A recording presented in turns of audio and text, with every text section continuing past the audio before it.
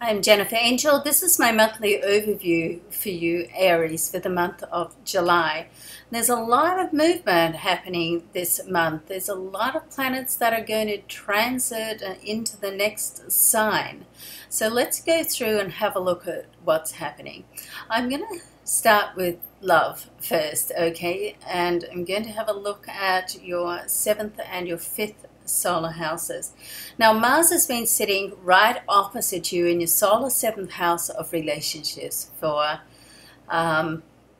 pretty well all the year. So it's been the longest stay of Mars for some time, okay, because it's retrograde and then come back direct, and now it's going to move out of this area. And let's not forget that Mars is your ruling planet, so anything that happens to Mars in the solar chart really has a great effect on you. So it's going to move into the next sign, which is your solar 8th house. This is later on in the month, on the 26th. So it's still there for most of the month in your area of relationships. This is a very passionate this very passionate place for Mars to be in for you. And Mars is a sign of motivation and its assertiveness. Let's not forget that it does have another side, and there's always a plus and a minus, a positive and a negative. And the other side, of course, is that Mars is known as the planet of war too, so it can be aggressive.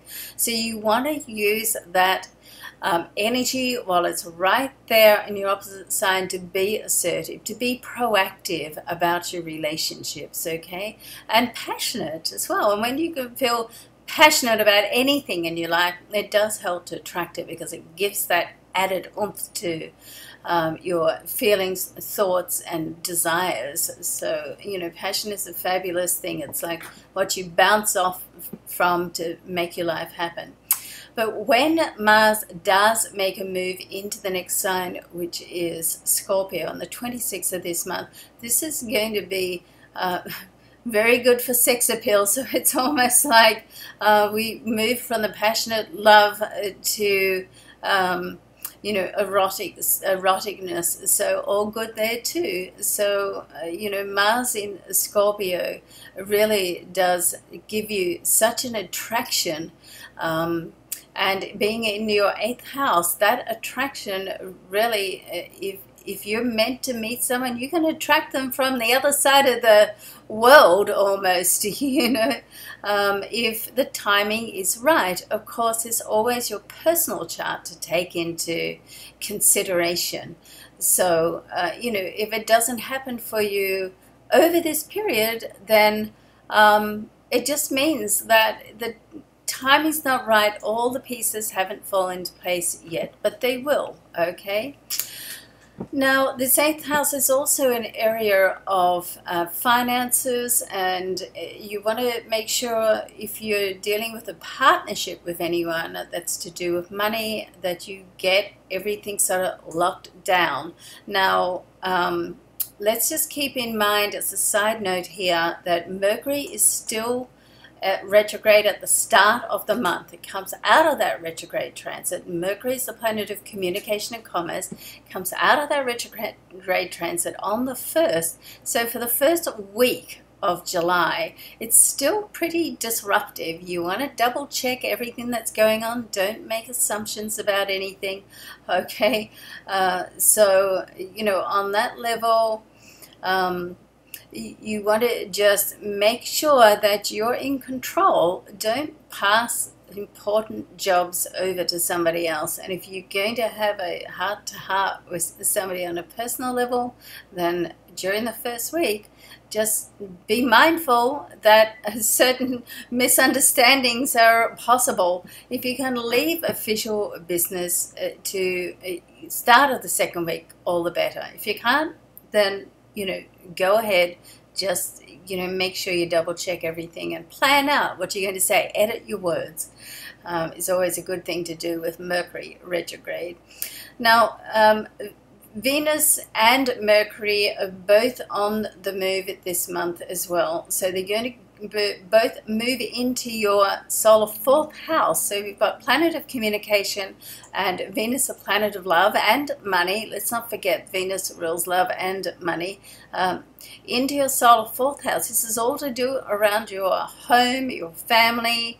And we've got a full moon in your 10th house to do with your career and work. So as has been happening all year for you, Aries, it's like you make a decision or a choice in one area of your life and it has an effect on the other areas. Okay, so just something to keep in mind there.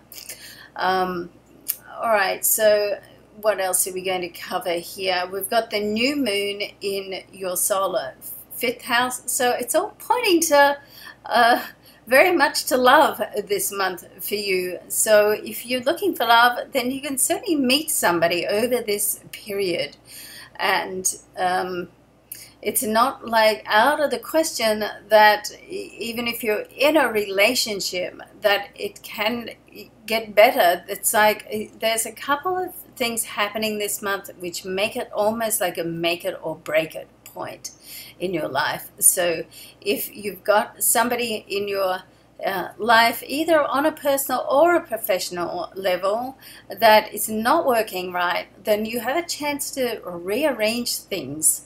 But you're going to have to take control to do that. Don't leave it up to someone else. And not that you would, Aries, being a cardinal proactive sign. So the other thing I want to mention just before we close off is Uranus in your sign does go retrograde on the 22nd. So, keep that in mind. Around that last week of the month, it can, whenever a planet is coming in or out of retrograde, can be quite a disruptive time.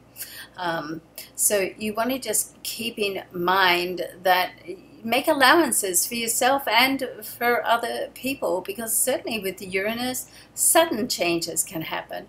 And if you're not sort of flexible enough to take them in your stride, then they can catch you off guard, okay?